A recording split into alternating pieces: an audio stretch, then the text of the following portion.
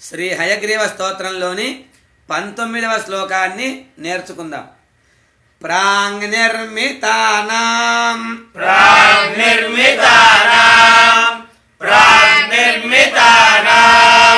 తపసాం విపాకాః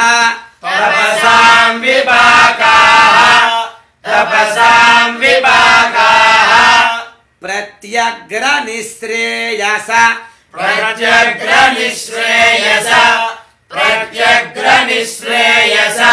సంపదో మే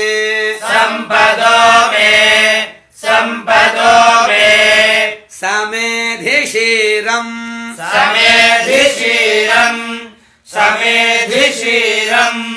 తవ పాద పద్మే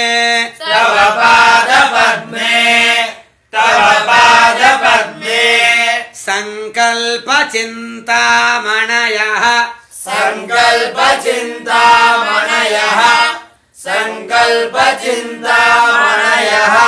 ప్రణామామి